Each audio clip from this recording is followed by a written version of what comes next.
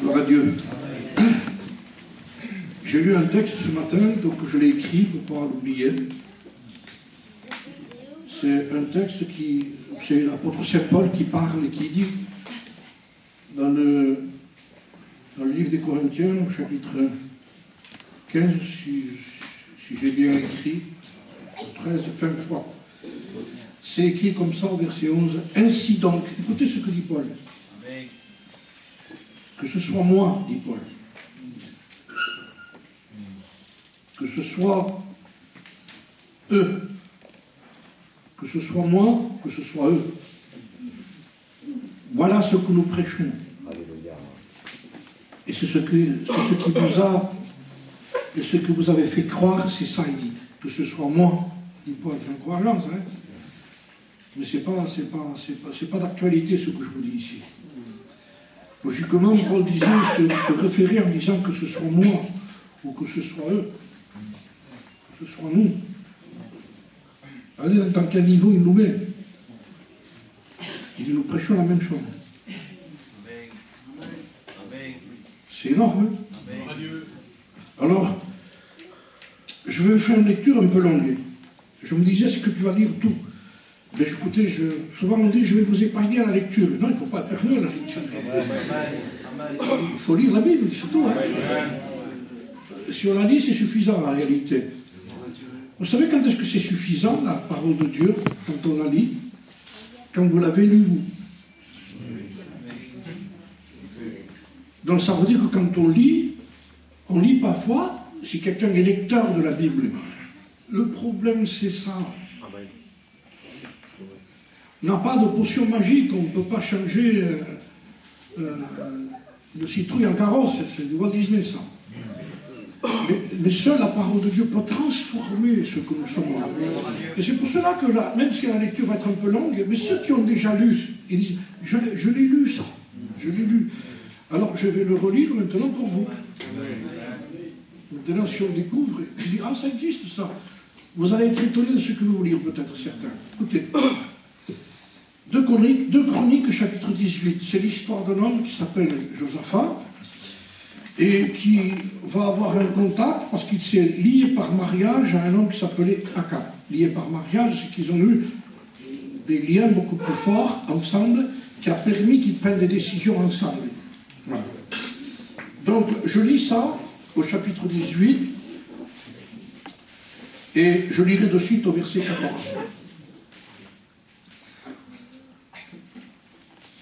Puis Josaphat dit au roi d'Israël, après avoir consulté, je vous épargne peut-être certains versets pour pas trop, hein, mais je peux relire le verset 3. Akab, roi d'Israël, dit à Josaphat, roi de Juda, veux-tu venir avec moi à Ramoth en Galate? Josaphat lui répondit, moi comme toi et mon peuple comme ton peuple, nous irons attaquer ce peuple. Donc ils s'unissent pour une guerre ensemble. Puis Josaphat lui a eu l'idée et dit au roi d'Israël, consulte maintenant, je te prie, la parole de l'Éternel. Bon, il aurait pu le faire avant, mais avant de se lier avec Akab. Vous voyez qu'on peut trouver aussi des manquements dans certains hommes de Dieu.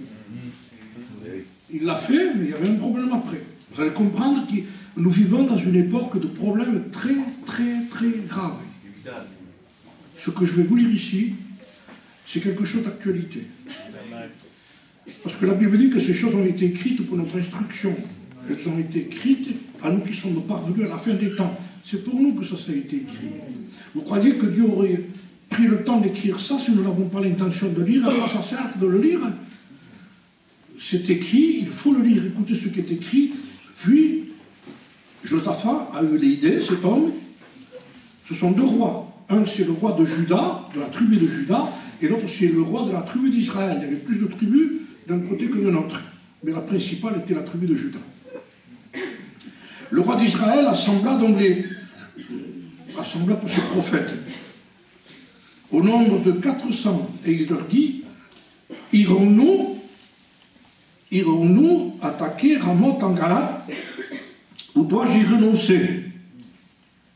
Et ils répondirent, montez. prophète qui parle là. Il a consulté la parole de Dieu. Entre parenthèses, soi-disant.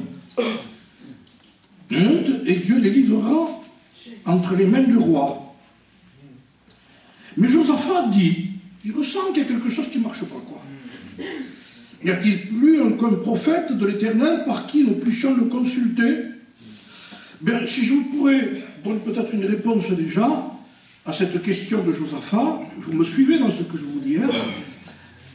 Mais y a-t-il pas encore un prophète? Eh bien, je dirais, écoutez, cherchez-le. Parce qu'il n'y en a pas beaucoup. Il y en a 400. Et qu'est-ce qu'ils font, lui? Vous allez comprendre. N'y a-t-il plus qu'un prophète de l'Éternel par qui nous puissions le consulter? Le roi d'Israël répondit à Josaphat, il y a encore un homme par qui l'on pourrait consulter l'Éternel, mais je le haïs. Écoutez ce que dit Akab, qui est lié avec Josaphat. Il en connaît un, mais il le haït. Comment ça fait qu'il le haït? Et il le dit, car il ne me prophétise rien de bon. Il ne prophétise jamais que du mal. C'est embêtant aussi, hein. Les messages négatifs, c'est embêtant dans l'époque qu'on vit, mais pas dans cette époque-là. Alors, nous allons en venir au fait. Il ne me prophétise que du mal. Même c'est Michel, fils de Jimla. Et Josaphat dit que le roi ne parle pas ainsi. Alors le roi d'Israël appela un eunuque et il dit, fais venir tout de suite Michée, fils de Jimla. Le roi d'Israël et Josaphat, roi de Juda, étaient assis, chacun sur son trône, grande réunion avec un pupitre, avec des plantes. Vous imaginez un peu, ça se lit avec aujourd'hui, hein, avec une très belle estrade, un trône, revêtus de leurs habits royaux. Ils étaient assis sur la place à l'entrée de la porte de Samarie, et tous les prophètes prophétisaient devant eux. Sédécias, fils de Kenana, s'était fait des cornes de fer, et il dit, ainsi parle l'Éternel, avec ses cornes tu frapperas les Syriens jusqu'à les détruire. Et tous les prophètes prophétisaient le même. De même, il disant, monte à Ramoth en Galade, tu auras du succès. Et l'Éternel livrera entre les mains du roi. Tu auras du succès. Le messager qui était allé appeler Michée, donc on revient maintenant à celui qui en a été appelé. Hein, lui parlant ainsi, on va le trouver, il était en prison, hein, on l'avait mis en prison. Voilà. C'est ce qui arrive. Alors il répondit,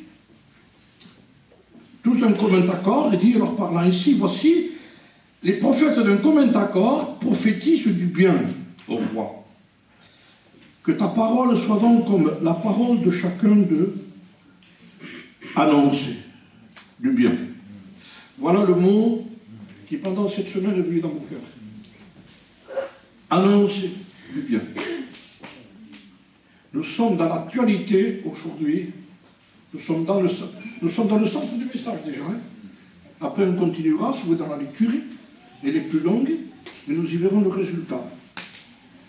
Frères et sœurs, c'est solennel ce que je vous dis. Ça vous concerne en priorité en tant que prédicateur, ça vous concerne en tant que chrétien, ça vous concerne serviteur de Dieu. Nous sommes dans un temps, réellement un des temps les plus compliqués, les plus difficiles de séduction, où ce message annonce du bien, c'est le message d'actualité. Vous allez dire, il faut annoncer du mal. Non. Mais on ne peut pas annoncer du bien quand ça va mal. Mais logiquement, il faut être positif quand ça va mal. Il faut dire ça va bien. Mais ça, c'est la psychologie. Avec la Bible, c'est pas comme ça. Il faut être un psychiatre pour faire ça. On n'est pas des psychiatres, on est des prédicateurs, on prêche la parole de Dieu. C'est le monde aujourd'hui annonce du bien. Annonce du bien, ça veut dire ce que nous voulons entendre, c'est des choses agréables. Or, je voudrais vous dire ce que dit la parole de Dieu. Je me retire, moi, dans ce que je vous dis, parce que je ne suis pas celui qui a toute la vérité. Je vous dis ce qui est écrit. Et la référence de ce que je dis, c'est ce qui est écrit. Parce que ce qui va nous garder aujourd'hui, c'est ce qui est écrit. Le bien existe. Dans la Bible, il n'y a que du positif. Or, avec un conditionnel. Amen. Or, aujourd'hui, on donne du positif sans condition. Et là est le danger. Et là est la gravité de la séduction satanique. Je dis bien les mots. Ça ne vient pas simplement de la chair de mauvais moments. C'est le diable qui inspire à ce moment-là ces messages soi-disant positifs. Écoutez, un conseil de Paul très simple. Mais vous allez comprendre avec ce conseil, ça va éclairer ce que je vous dis. 1 Thessaloniciens, chapitre 5 et verset 14. Nous vous en prions, frères. Avertissez ceux qui vivent dans le désordre, consolez ceux qui sont abattus, supportez les faibles. Nous vous en prions, frères. Avertissez ceux qui vivent dans le désordre. Consolez ceux qui sont abattus. Le texte a été changé. Et on a mis consolez ceux qui vivent dans le désordre. Pas écrit. Or, je vous promets, ils ne sont pas loin de chez nous. Nous les avons dans nos églises. Vous n'attendez pas que je vous dise non, ne me faites pas sacrer. À vous d'examiner les Écritures pour savoir si c'est vrai. Ne dites pas Amen à n'importe quoi, à n'importe qui, je vous en supplie. Amen, ça veut dire ainsi soit-il. Quand quelque chose est faux, quelle fausse doctrine, vous dites ainsi soit-il. Vous êtes responsable de ce que vous écoutez. 2 oreilles pour écouter, une bouche pour parler. Nous vivons des temps de séduction. C'est subtil. Avertissez ceux qui vivent dans le désordre. Quelqu'un qui vit dans le désordre, il ne faut pas le consoler. Il ne faut rien faire. Alors, si, avertis-le. Pourquoi ne pas dire le texte qu'il faut pour la personne? Mais où le problème de quelqu'un qui vit dans le désordre dit ton frère a péché, va, reprends-le. S'il t'écoute, tu l'as gagné. Maintenant, si quelqu'un pêche, si quelqu'un vit dans le désordre, ne le console pas. À qui il faut consoler? À celui qui est abattu, parce qu'il marche avec Dieu, ça lui est difficile. Amen. Mais il n'est pas dans le désordre, lui. Il est toujours dans la lignée des choses de Dieu. Il a besoin aussi d'un conseil. Amen. Il faut à lui le consoler. Le prendre, frère, ça ira mieux. Ça n'arrive pas, ça peut arriver. Ça arrive à un tel, ça arrive à l'autre. Ça peut arriver.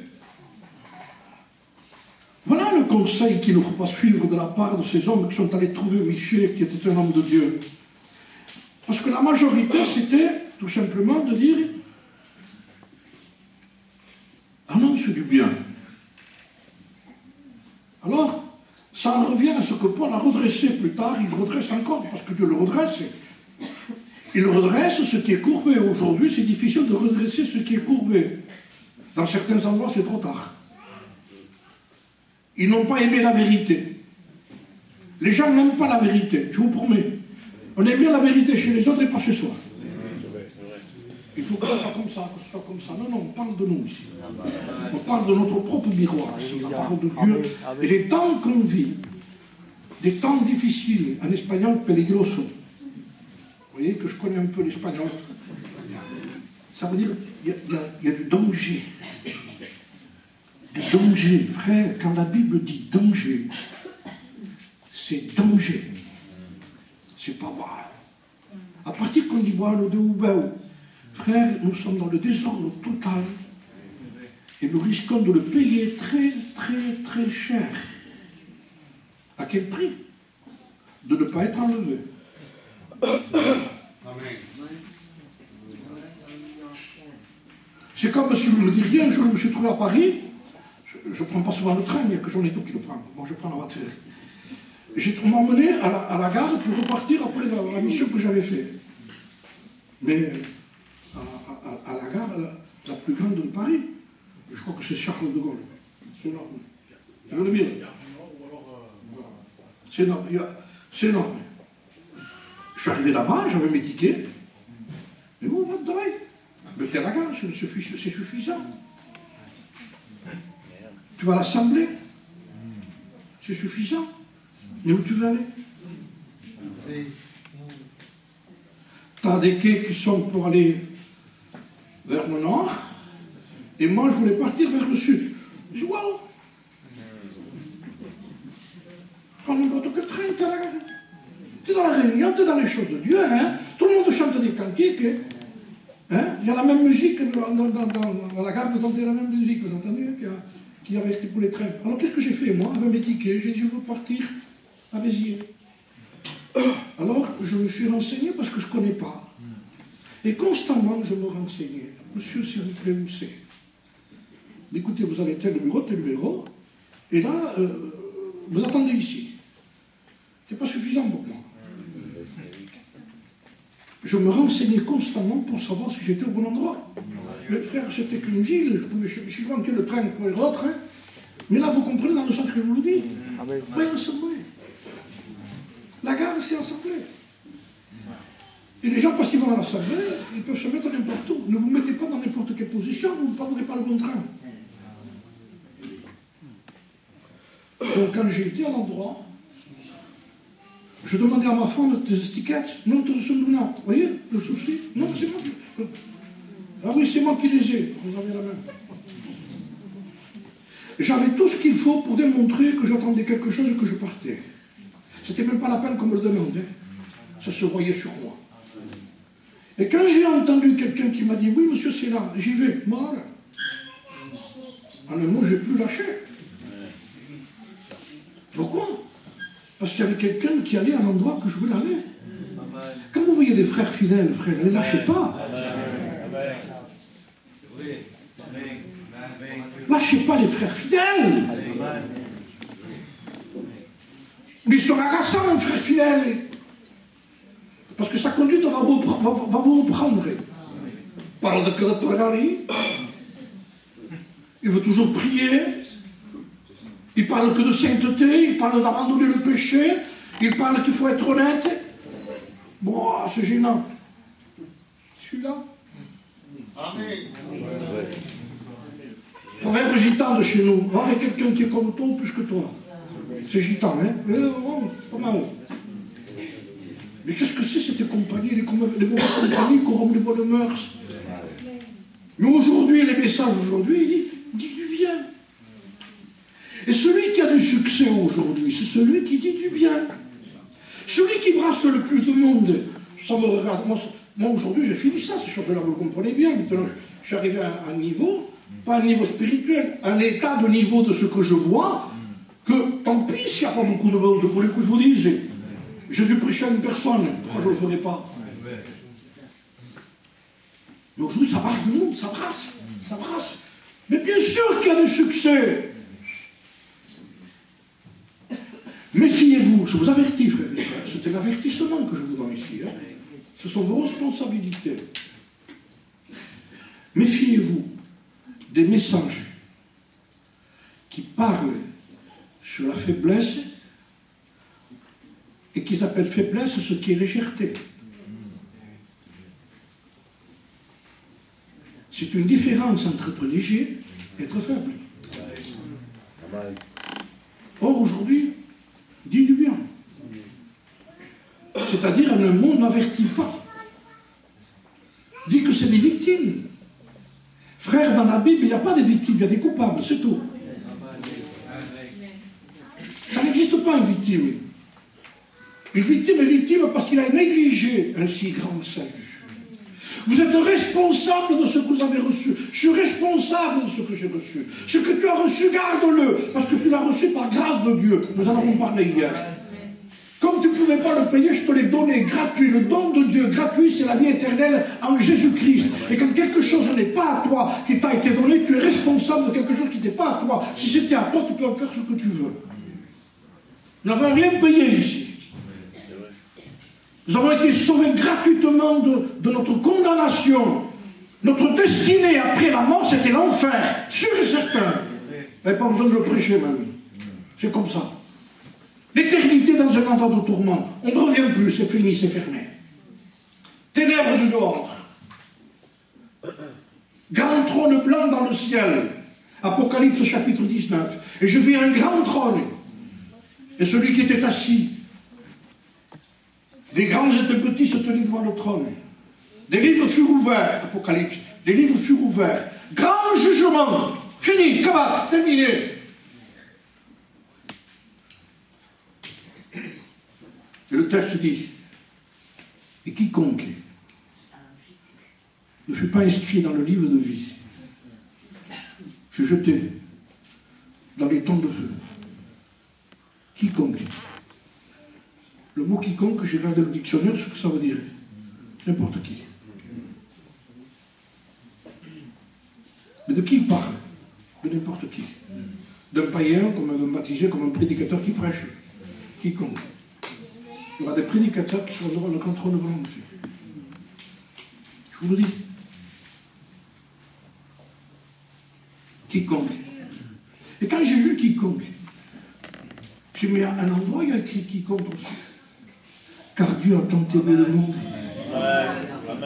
qu'il a donné son Fils unique afin que quiconque, n'importe qui, ne périsse pas, mais qu'il ait la vie éternelle. Pourquoi ne pas faire partie de ce quiconque? Pourquoi ne pas veiller de ce quiconque qui était n'importe qui? N'importe qui, c'était moi le n'importe qui. Toi le n'importe qui, parce que chacun savait ce qu'il était, hein, dans la profondeur de son péché. On était récupérables, frères et sœurs. Il n'y avait rien pour nous racheter. C'était normal qu'on aille en enfer.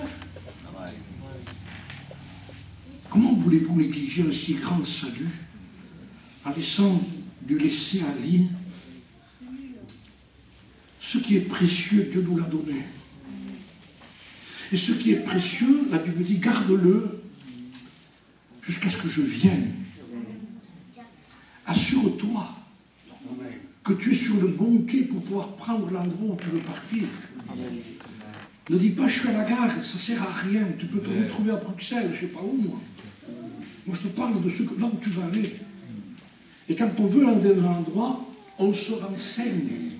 Et si quelqu'un, à ce moment-là, où j'attendais le train, m'aurait dit, tu as un quart d'heure ici, encore 20 minutes, tu viens boire un café? Non, non, merci. Non. Même si j'ai envie de le voir, je ne dis pas. Non, non, on ne bouge pas. Mais attends, le temps. Non, non, non, je ne bouge pas. Pourquoi? J'ai trouvé l'endroit. Je sais où je vais. Et il y a quelqu'un qui m'a dit que c'était là. Alors je ne bouge plus. Frère, ne bougez plus. Les frères, ne vous laissez pas emporter par tout vent de doctrine, d'enseignement. Je vous en supplie, au nom du Seigneur Jésus. Moi, c'est le salut personnel. Je ne suis pas un prédicateur seulement, c'est quelqu'un qui va aller au ciel aussi. Comme je citais un texte, il dit de ne pas craindre après avoir prêché aux autres d'être nous-mêmes rejetés. Donc il faut veiller aussi. Ce n'est pas parce que je prêche que je vais au ciel. Je peux prêcher à l'enfer. C'est tout. Mais veille. Le message d'aujourd'hui que je vous adresse, c'est pour ces faux prophètes. Ils sont 400. La majorité n'est pas la vérité. Parce que si la majorité serait la vérité, le pape, quand il prêche, il y a 2 millions de personnes qui écoutent. On les entend, nous. Parlons de la vérité.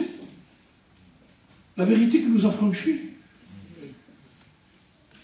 La vérité qui est une responsabilité de la connaître. Est-ce que vous croyez franchement qu'en restant assis sans rien faire, mais le salut c'est gratuit, mais je suis d'accord sur ça. Mais ce que tu as reçu, Il dit garde-le, puisque c'est gratuit. Le système d'aujourd'hui, c'est dis du bien. Et là, il semblerait que je vous dise du mal. Le méchant, ce sera celui qui avertit.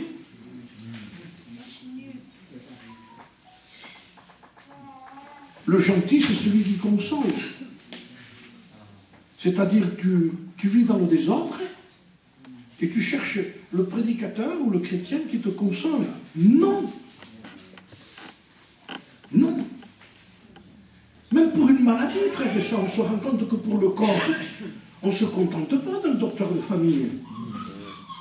On veut savoir plus. Pourtant, on veut savoir plus dans le mal, parce qu'on cherche à connaître le mal qu'on a. Logiquement, c'est pas censé ça. Je veux pas connaître, et ça va, j'ai lancé avec ça. Non, non, non. Pourquoi je veux connaître? Si on veut me faire une échographie, je dis non. Qu'est-ce que vous voulez?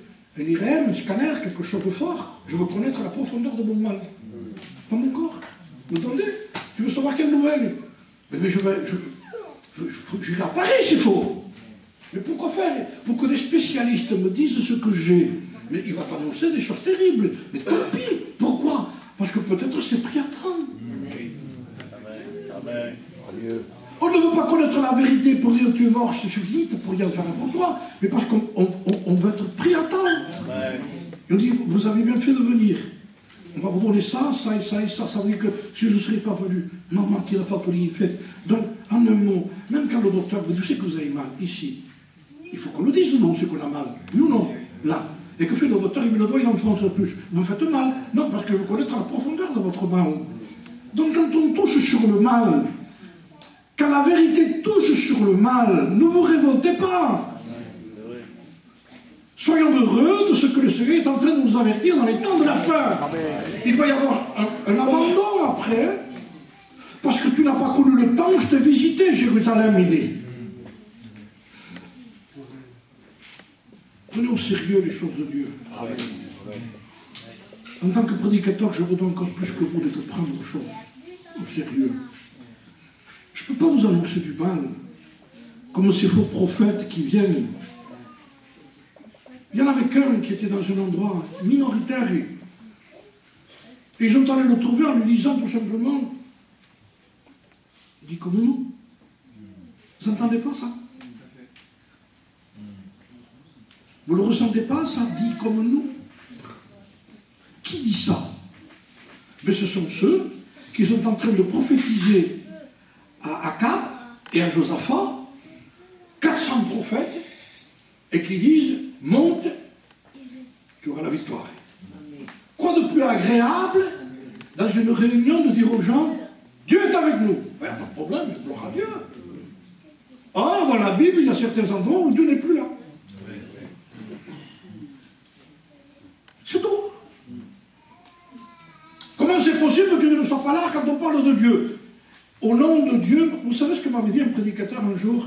Le diable se sert du mot Dieu pour enlever Dieu. Ça ne le dérange pas, lui. Veille sur ta route. Demandons à Dieu, David a demandé, Seigneur, montre-moi si je suis sur une mauvaise voie et conduis-moi dans la voie de l'éternité. Sonde mon cœur et sonde mes reins. Va plus loin que ce que je te demande.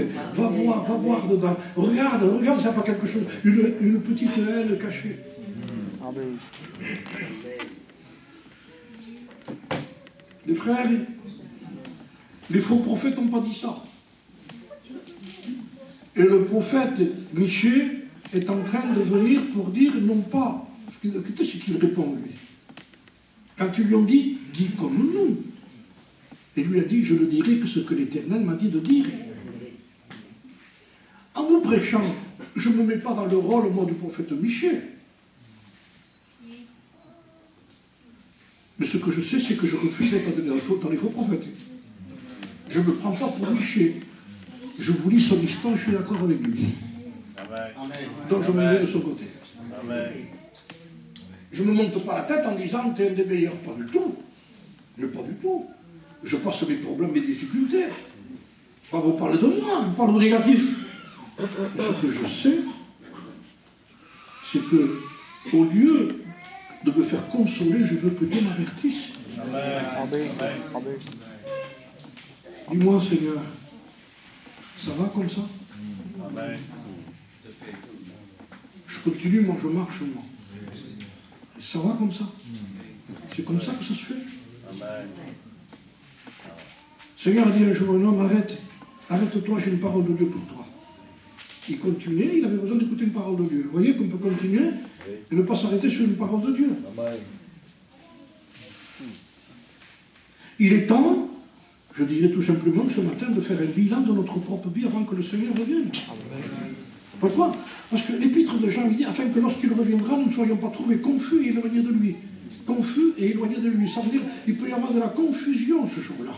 Et la confusion, c'est d'être éloigné de lui parce qu'on ne s'était pas aperçu qu'on était éloigné de lui. Pierre était sûr de ce qu'il ferait. Te renie, je ne te renierai pas. Mais on comprend pourquoi plus tard il va renier, parce qu'il suivait Christ de loin. Ça, il y avait le symptôme déjà. Et quand on commence à prendre de la distance entre nous et notre communion avec le Christ, où en est ma communion, moi, personnelle avec Jésus? Je me reprends moi-même ici ce matin. Qu'est-ce que je fais de mon temps? Qu'est-ce que l'Église? Moi et Jésus, je suis l'Église. Et qu'est-ce que je vais faire dans le local? Je me réunis avec des frères qui sont l'Église. Le local ne fait pas l'Église, c'est l'Église qui fait le local.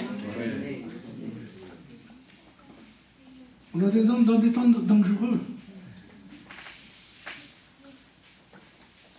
Dit comme nous. L'influence des messages positifs, des cantiques positifs qui n'ont aucun sens biblique.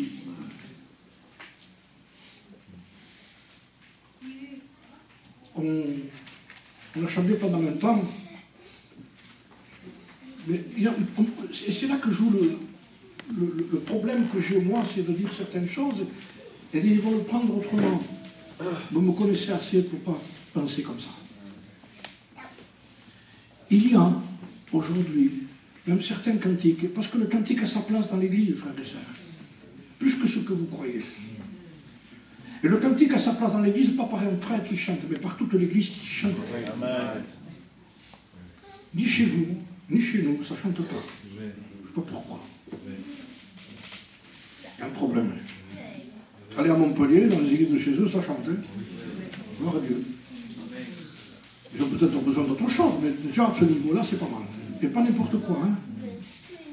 On chante sur les ailes de la foi et cœur est cantiqué. Et pas les cantiques importés. De je ne sais pas où. Oui, je sais un peu où. Je ne vais pas mentir non plus. Vous savez, attention, frère. Tout ce qui est mielleux, ça donne des frissons. Vous n'avez pas peur de ces frissons qui n'ont aucun sens? Vous savez qu'il y a des gens qui ne comprennent pas l'espagnol et qui se régalent parce qu'ils ressentent des frissons parce qu'ils aiment le flamenco. Si vous ne comprenez pas les paroles, et vous écoutez un cantique en espagnol, et qu'il vous plaît, je ne me trompe pas, moi je comprends l'espagnol, il n'y a pas de problème. Mais je peux ressentir un chant que j'aimais avant. Et ressentir, une fois où je suis rentré dans un endroit, c'était pas le travail justement. Il y avait une mission, et à cette époque-là, c'était Chiquito qui s'était converti. Je ne parle pas sur lui, hein. Moi je parle par rapport au chant. Eux ils sont d'Espagne, c'est pas pareil. Ils connaissent que ça. Mais vous, non. Et lui a chanté en haut de l'estrade quand je suis rentré, en plus. Chiquito. Je rentre, je me sens saisi, je sens une frisson sur moi. Il y avait quelqu'un qui était à côté quand je rentrais. C'est moi ça. C'est le Xavier d'avant qui les gravait. Presque à dire, au lieu de dire Alléluia, oh, allez. Frère, même ce qui nous fait rire un peu, je détends un peu l'atmosphère, mais nous n'avons pas le droit. Les psaumes, c'est les cantiques de David. Ce que nous prêchons, c'est des cantiques, on prend des cantiques, on les prêche. Mais alors qu'est-ce que que c'est ce succès qu'il y a aujourd'hui? C'est, dites-nous, prophétise du bien. Et de là vient la tromperie qu'on peut brasser beaucoup de monde par rapport au bien qu'on annonce. Mais tout le monde est avide de ça. Vous bénissez, Dieu vous garde, pas, vous partez, le Seigneur revient, vous êtes enlevé. Mais moi je suis partisan de tout ça, mais avec un conditionnel. Oui, Dieu bénit.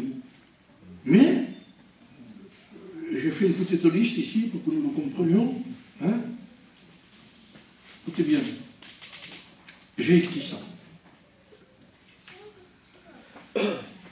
C'est-à-dire, dis du bien. Alors j'ai mis un exemple dans la Bible, dis du bien, même avec ceux qui se déguisent. Dis du bien. Pourquoi je parle de ceux qui se déguisent? Parce qu'il y a dans la Bible des gens qui se sont déguisés pour aller consulter Dieu. Par exemple, un couple, Jéroboam et sa femme. Ils ont eu un problème, un fils qui était malade. Mais ils vivaient dans la désobéissance et dans des choses qu'il ne fallait pas.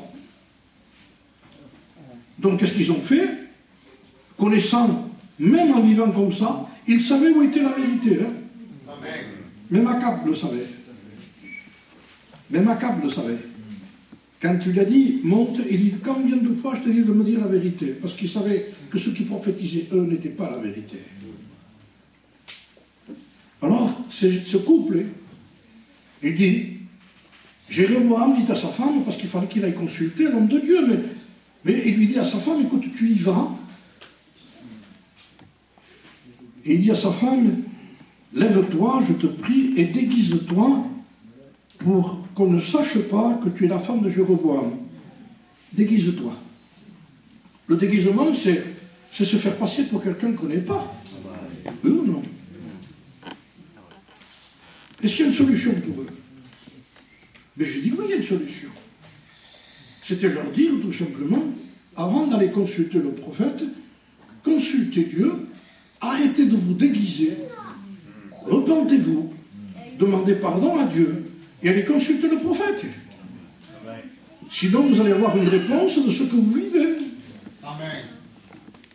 Et quand le Seigneur a vu qu'ils se déguisaient et qu'ils allaient consulter le prophète en ce temps-là, en plus, il ne voyait plus, il était vieux, mais Dieu l'avertit. Il va venir, la femme de Jéroboam, elle va se faire passer pour une autre. Vous me suivez? Bien. Écoutez bien, quand il rentre, déjà au pas, quand il commence à rentrer, il entend, et l'homme de Dieu dit, entre femme de Jéroboam, tu caches rien, mais trop tard. Trop tard. Comment ça a pu se passer autrement? Maintenant, c'est ça. Mais, dis du bien. Mais comment voulez-vous qu'on dise du bien quand Dieu dit du mal? Comment aujourd'hui on arrive à dire à ces femmes, à ces gens qui sont déguisés, qui vont à l'église, qu'on leur dit Dieu va vous bénir? Mais attendez, je veux pas faire partie des faux prophètes, même si je suis le nul, mais je veux la vérité. Amen. Amen. Pourquoi? Parce qu'après il y a la réponse de Dieu. Vous savez ce qu'a dit son mari? Avant d'y aller, prends du miel, prends des gâteaux, sucre-le. Apporte quelques trucs sucrés. Or, c'est pas du sucre qu'il faut avoir, c'est du sel. Sucre-le. Je vous promets que le mielleux existe. Le critique mielleux, plein de miel, plein de diabète. Plein. Les mots qui sont nous plaît à nous, qui touchent notre style. Et le gitan, c'est parler au gitan, mais je ne veux pas que ce soit un gitan qui me parle, moi je veux que ce soit Dieu qui me parle. Amen. Et après, je suis gitan, je suis gitan aussi, bien sûr, bien entendu. Mais d'abord, il faut que ce soit Dieu qui nous parle. Amen. Il faut être prêt à entendre la parole. Dieu veut nous bénir, je vous promets que Dieu veut nous bénir. C'est sa volonté de nous bénir. Mais il y a une conditionnelle. Au lieu de te déguiser, femme de Jéroboam, qu'est-ce que tu vas recevoir comme message? Mais écoute bien, il dit, c'est que tu n'auras pas rien de ce que tu as demandé. Parce que tu as joué avec la vérité. Et au lieu de recevoir le bien, il a reçu le mal. Comment pouvons-nous prophétiser? Comment pouvons-nous écouter ce conseil qui dit aux gens, même si vous êtes comme vous êtes, Mais bien sûr que Dieu nous aime comme nous sommes. Mais il nous aime trop pour nous laisser comme nous sommes. C'est tout. Il nous appelle comme nous sommes, mais après il nous apporte un petit mot à côté, qui est dans toute la Bible, du commencement à la fin, du prophète jusqu'au Nouveau Testament. Repens-toi. Amen. Amen. Repens-toi. Amen. Ça aurait pu se passer autrement. Imaginez que Jéroboam avec sa femme se consultent. Tu sais, on le sait qu'on ne marche pas bien. Hein? Tu as vu aussi comment je suis, moi. Et toi aussi, parce qu'on a été contaminé par le laisser-aller, par la négligence. On sait très bien où est la vérité, puisqu'on va la consulter, c'est qu'on sait où elle est. Mais nous ne l'avons pas voulu chez nous. On en a besoin qu'il y ait un problème. Alors on va chercher le meilleur. Oui, mais le meilleur n'est plus le meilleur pour nous parce que nous avons sous-estimé, négligé, laissé aller. Et nous n'avons pas consulté quand il fallait dans cette consultation. Tu ne crois pas qu'on pourrait prier et demander à Dieu de voir? Imaginez qu'ils auraient fait ça. Et il se mettait à pleurer en demandant pardon à Dieu. Vous croyez que le message aurait été: pourquoi tu te déguises? Non, tu peux rentrer. Il dit: je t'ai vu t'humilier là-bas. Amen. Amen. Oui, je vais te répondre, tu peux me consulter, je suis ton Dieu. Gloire à Dieu. Dieu. Il ne dédaigne pas un cœur contré et humilié. Il n'y a pas de dédain, il n'y a pas de dédain. Il ne dédaigne pas un cœur contré et humilié. Mais pourquoi voulons-nous tenter Dieu? De lui faire passer ce que... Mais attendez, mais pour qui on prend Dieu? Mais comment c'est possible que je puisse m'approcher de Dieu? Le seul moyen de nous recevoir, c'est de se repentir humblement devant Dieu. Amen. Il dit: je te promets que tout ce que tu as fait... Regardez un texte qui me fait du bien, moi. Quand Dieu dit: venez, plaidons, parlons, il dit. Ça veut dire: venez, plaidons. Parlons ensemble. Ça veut dire que nous allons avoir une réunion personnelle tous les deux. On parle tous les deux. J'en parle pas dans l'église. C'est gentil déjà. On va arranger nos problèmes, moi et toi. Dieu qui dit à nous, on est... Je ne sais même pas si ça peut exister, si petit.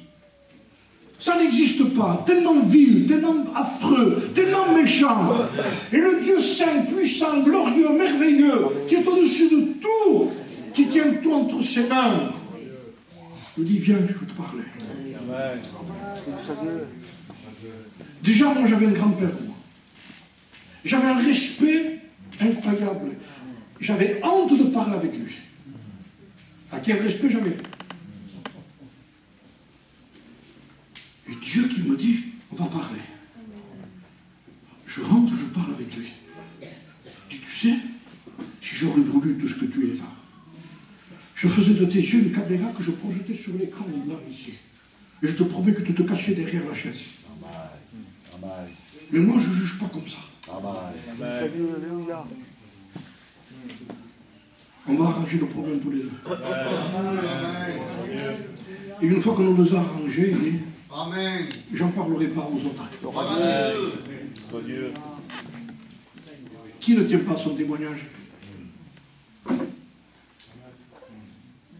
Qui accepte quand quelqu'un dit ce qu'il a dit sur toi, sur lui? Qui? Et pourtant, quelle humilité, non, Seigneur. Il a dit quelque chose sur toi. Mais qui c'est? Parce que moi aussi, hein. Ouh là là. C'est tout blanc que je dis, frère.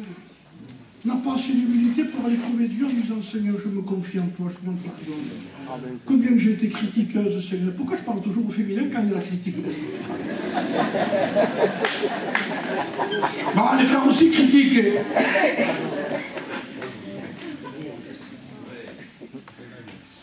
Vous imaginez l'hypocrisie qu'il y a aujourd'hui? On fait chanter à la chorale des sœurs ou des frères ensemble. Il n'y a que le cantique qui les unit. Chante tous ensemble comme ça.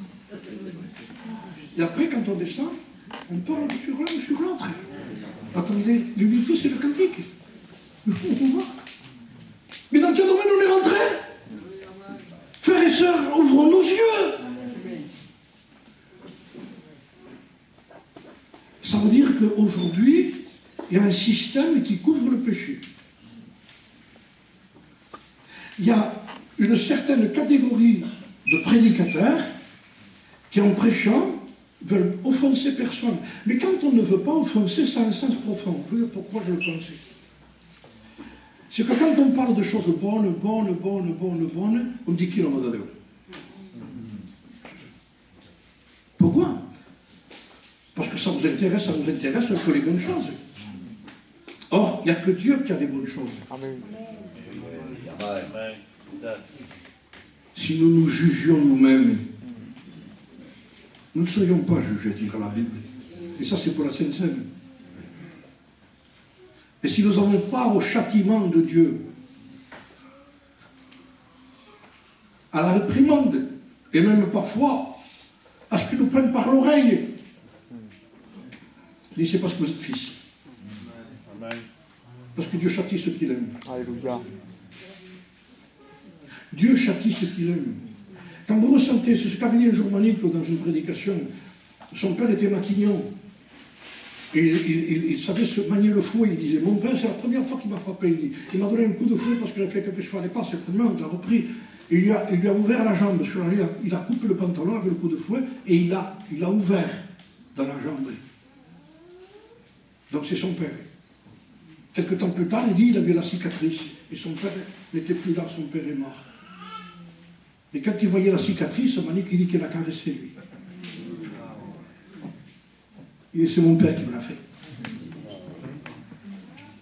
Quand on est fils, on apprécie tout du Père. Et l'autorité du Père est une protection pour nous. Il dit, toi, tu n'y vas pas. Pourquoi je n'y vais pas? Non, tu ne me prends pas comme ça, je te laisserai partir. Vas-y avec les autres aussi, vas-y. Va boire, va danser, va dans le monde, vas-y. Un homme l'a fait ça. Je consulte Dieu. Et après, je vais le consulter encore une fois. Vas-y. Parce que Dieu, après, ne se moque pas de lui. Hein. Amen. Vous le comprenez, ça. Hein. Parce qu'aujourd'hui, on veut prêcher la bénédiction à ceux qui se moquent de Dieu. Ce que je vous dis est biblique. On ne se moque pas de Dieu. Amen. Comment c'est possible? Eh bien, il y a des gens qui se moquent. Vous savez pourquoi? Parce qu'ils s'aiment la chair, ils veulent la bénédiction. Et comme il y a des prédicateurs qui les bénissent quand même, ben oui, c'est comme ça. Hein. C'est comme ça. Hein. Alors, il vaut mieux celui-là. Mais attendez, on est en train de bénir, dit du bien à quelqu'un qui s'aime pour sa chair. Dieu dit non.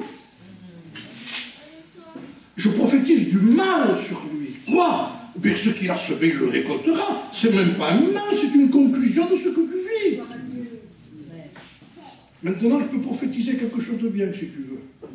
Mais, parce qu'il y a celui qui s'aime pour sa chair, celui qui s'aime pour l'esprit.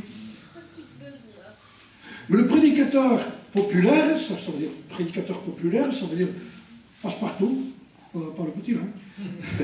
Mais enfin, c'est pareil. C'est pareil. Ils bénissent.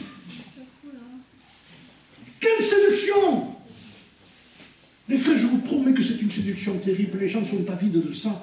Après, ils n'écoutent plus même les réprimandes des autres. C'est pour celui-là. Toujours la sainteté, j'ai entendu ça aujourd'hui. On voudrait tourner la page. On n'est pas mort encore, hein?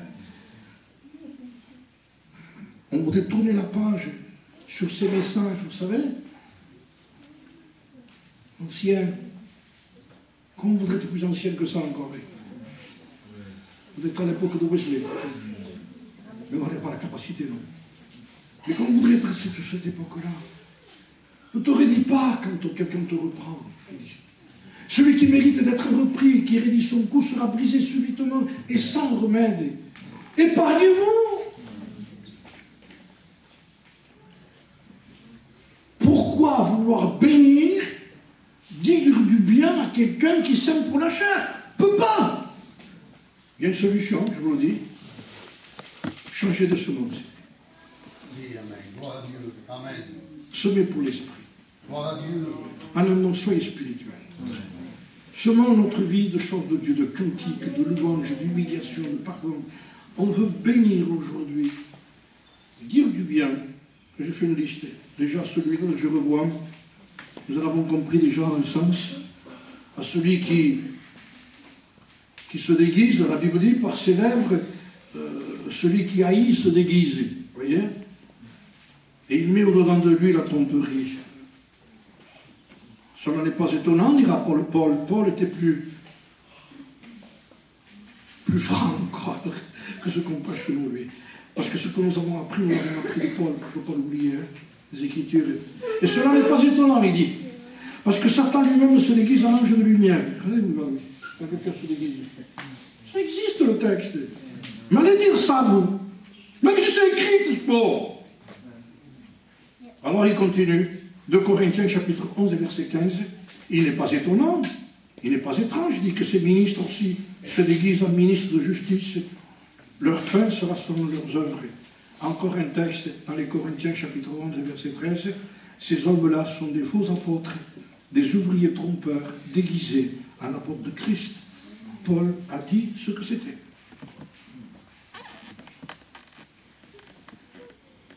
Annonce du bien, et je fais une liste. Même à ceux qui ne veulent pas pardonner. Annonce du bien. Les gens sont tranquilles quand on ne parle pas qu'il faut qu'ils pardonnent.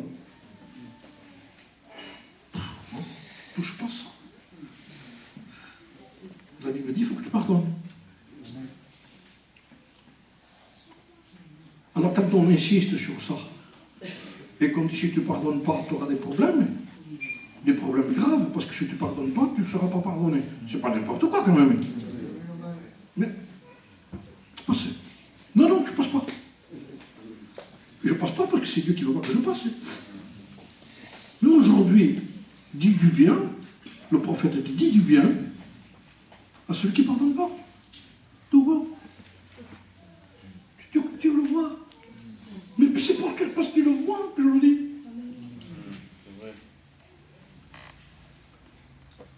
Dis du bien même à ceux qui aiment le monde. Bah, je dis non. Le faux prophète dit du bien à ceux qui aiment le monde. Il y avait quelqu'un, je le dis parce que c'est dans la prédication que je dis ça, je l'ai dans le temps, je peux le dire ici. Quelqu'un m'a envoyé une photo en plein été à une terrasse de Saint-Tropez. Non, mais bon, c'est pas parce qu'on va à Saint-Tropez qu'on est un pécheur, vous comprenez bien. Mais c'était le contexte où c'était. Parce que la plage à Saint-Tropez, c'est aussi dans les cafés. Vous comprenez ce que je vous dis, je suis pudique. Mais alors, je lui envoie une réponse. Sors de Sodome. Il n'était pas content. Eh bien oui. Et pourtant. Hein. Mais où est donc celui qui prophétise bien? Il ne dit pas ça. Alors il faut laisser faire ceux qui disent il faut prophétiser ça. Et quand nous on veut le dire, il faut qu'on se taise. Alors je dis tout simplement, moi et vous, voici ce que nous prêchons. Le texte que nous avons lu de Paul, c'est ce que nous prêchons. Dis du bien,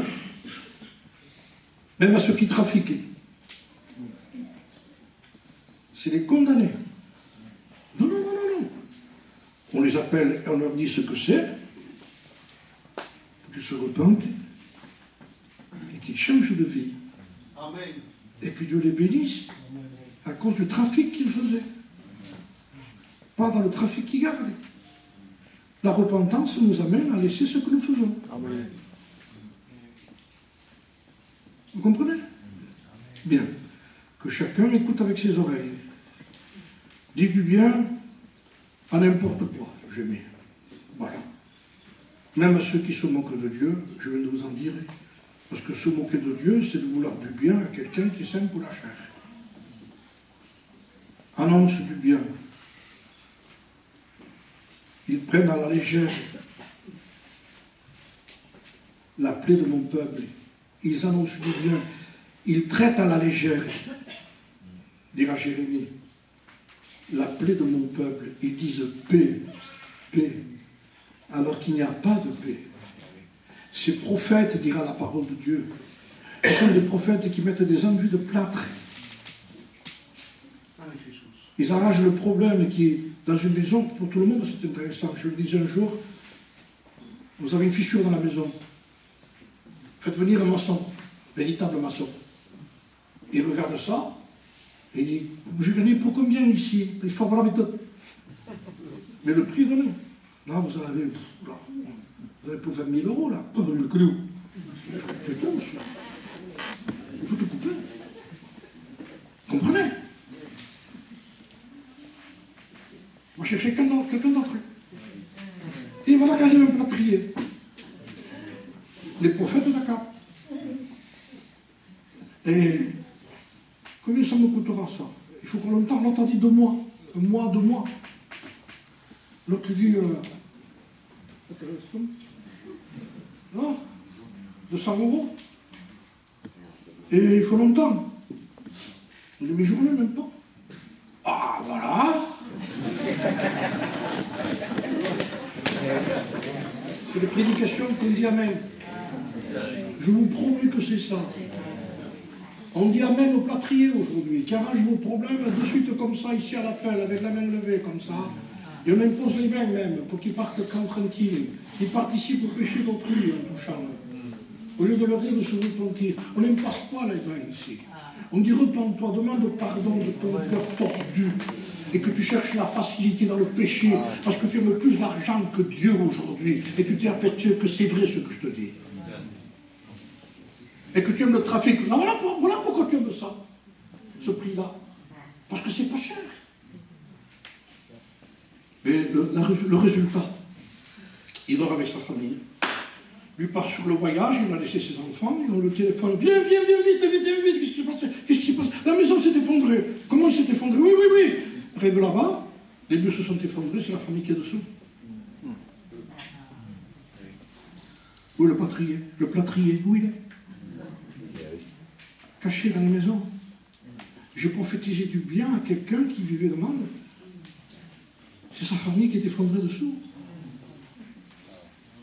S'il aurait fait faire ça par un maçon, quelqu'un qui lui dit la vérité, il serait parti en voyage, quand il revenait, il avait toute sa famille. C'est des assassins. Amen. C'est des assassins de la grâce. C'est des tueurs en série. Amen. Et il y a des séries beaucoup. C'est des faux prophètes. Voulez-vous que je vous dise la suite de ça? Parce qu'ils se sont fâchés, et je finis. Ils se sont fâchés quand ils ont entendu ça. Parce que Michel a dit, si tu vas, il dit, tu t'en sortiras pas. Je vous le dirai. Écoutez bien. Combien de fois dira le roi, je te dirai de me dire la vérité? Eh bien, Michel répondit, je vois Israël dispersés sur les montagnes comme des brebis qui n'ont point de berger. Et l'Éternel dit, ces gens-là n'ont point de maître, que chacun retourne en paix dans sa maison. Le roi d'Israël dit à Josaphat, ne t'ai-je pas dit, il ne me prophétise que rien de bon, il prophétise que du mal, il prophétise que du mal, mais il ne peut prophétiser que du mal par rapport au mal qu'il vit, il ne va pas se repentir. Pareil que ce qu'on peut dire nous. Je peux vous prophétiser du bien. Quand il y a un retour à la parole de Dieu, qu'on se souvient de l'on parle, on répare. Il n'y a pas de problème, du bien il y aura. C'est par rapport à ta décision qu'il y a du bien, pas par rapport à mon message qu'il y a du bien. Amen. À tes résolutions répondra le succès, dira la parole de Dieu. Et Michel dit, écoutez, donc, puisque tu parles comme ça, écoutez. Permettez-moi de vous lire ça, écoutez. Écoutez ce qu'a vu Michel. Écoutez donc la parole de l'Éternel. J'ai vu l'Éternel assis sur un trône. Michel prophétise. Et toute l'armée des cieux se tenant à la droite et à la gauche. L'Éternel dit dans le ciel, et Akab était en bas, avec son trafic. L'Éternel dit, qui séduira Akab? En haut, Dieu a décidé qu'Akab soit séduit et qu'il meure. Ah, pas trop. Il dit, qui séduira Akab, mon serviteur, pour qu'il monte à Ramoth en Galate et qu'il y périsse? Et les gens répondirent d'une façon, les autres d'une autre façon. Et un esprit, un démon, ça vous paraît étrange ça, non? Un démon menteur vint se présenter devant Dieu. C'est un mystère, hein? Ça appartient à Dieu. Devant l'Éternel, il dit, moi, je le séduirai. Écoutez, moi je le séduirai, l'Éternel dit, comment? Il le fait parler. Parce qu'il veut qu'on le sache. C'est lui le... Non, non, dis tout. Dis tout parce que moi, je vais l'écrire, moi, ça. Parce que je vais avertir l'église de Tascan. Il aurait pu passer aperçu en disant... Non, non, dis-le, comment tu feras? Vous ne croyez pas qu'il le savait, Dieu? Il dit, je sortirai, répondit le mauvais esprit, et je serai un esprit de mensonge dans la bouche de tous ces prophètes. Ils sont remplis, hein, de mauvais esprits. Ce n'est pas ces prophètes de là. Hein. L'Éternel dit, tu le séduiras, tu viendras à bout, sors. Et fais ainsi. Amen. Fais-le. Sors, sors. Sors de chez moi, va chez eux. Et maintenant, voici, l'Éternel a mis un esprit de mensonge dans la bouche de tes prophètes qui sont là. Et l'Éternel a prononcé du mal contre toi. Tu voulais entendre du bien. Par eux, écoute ce que Dieu dit. Du mal, du mal, du mal, du mal. C'est Dieu qui gouverne. Hein. Tu peux tout t'apprêter. Quand il dit mal, c'est mal. Alors Sédécias, qu'est-ce qu'il fait quand il entend cette prophétie? Eh bien, il dit, il s'est approché de lui, et il a frappé Michée sur la bouche. Et il dit, par quel chemin l'Esprit de l'Éternel est-il sorti de moi pour te parler? Michée répondit, tu le verras. Tu le verras, il dit, au jour où tu iras de chambre en chambre pour te cacher. Il savait ce qu'il prophétisait, il était sûr de Dieu. Le roi d'Israël dit, prenez Michée, amenez-le, lui aussi, en fadat, foin. La réunion l'a fâché. Il y en a qui sont fâchés, je vous le dis. Et il dit, il amena vers les fils d'Amon, il dit au chef de la ville, et vers Joas, fils du roi, vous direz, ainsi parle le roi, mettez cet homme en prison, nourrissez-le de pain et d'eau d'affliction, jusqu'à ce que je revienne en paix. Écoutez Michée encore. Michée dit, si tu reviens en paix, l'Éternel n'a pas parlé par moi. Et il dit, vous tous, peuple, entendez. Maintenant, je finis, je ne vous lis pas la suite, comme ça je vous le dis. Par mémoire, qu'est-ce qu'il fait? Il part quand même. Il y en a qui s'opposent à la parole de Dieu. Ça va être terrible. Ne résistons pas à Dieu. Au diable, oui, mais pas à Dieu. Amen. Et pour pouvoir résister au diable, il faut se soumettre à Dieu. Amen. C'est clair.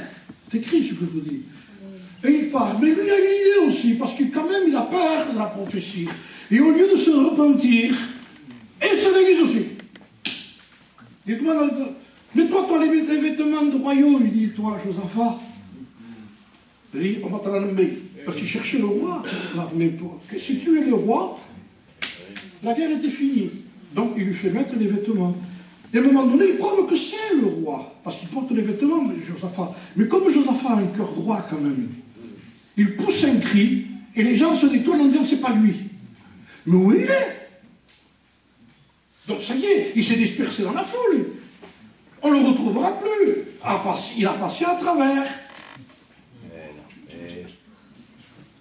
Un homme prend un arc. Et il prend une flèche et la tire aux arcs. Vous avez vu une flèche.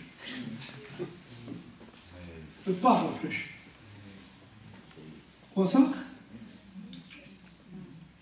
Akab est déguisé dans son char. Le danger est passé, on a suivi Josaphat, il est tout seul. J'avais raison de me déguiser. Et la flèche arrive. Au défaut de la cuirasse. Elle pénètre dans son corps. Et Akab s'affaisse. Il dit, amenez-moi vite, je touche. On ne passe pas inaperçu. Je vous dis une chose. Les flèches sont lancées déjà. Si, amen. Vous entendez ce que je vous dis? Il n'y a pas qu'un archer. Il y a des archers qui ont fait ça. Tout. Combien? 10, 100. Autant qu'il y en aura de faux prophètes, ça arrive. Quel est le moyen encore pour certains aujourd'hui, je dirais, de dévier la colère de Dieu? C'est dans le char, je demande pardon, Seigneur, qu'est-ce que j'ai fait? Je sors mon vêtement de déguisement. Je suis Akab. Amen. Je suis déguisé. Je vous promets que Dieu aurait fait ça avec le péché. Elle est partie de l'autre côté. pas de repentance, tu maintiens ton péché, tu gardes ton péché, la flèche va t'atteindre. C'est négatif, je reste sur le négatif. Vous avez compris le message. Amen. Nous sommes dans un temps difficile et grave. Ceux qui veulent continuer dans le péché, dans le déguisement, dans des choses comme ça, je vous promets qu'on ne peut plus vous prophétiser, ça ira mieux. Ça ira selon ce que tu as semé. On ne peut pas empêcher de récolter ce qu'on a semé. On prie le Seigneur. Seigneur, à quel autre irions-nous qu'à toi? Ça peut me révolter au mal, Seigneur. Mais je sais que c'est la vérité.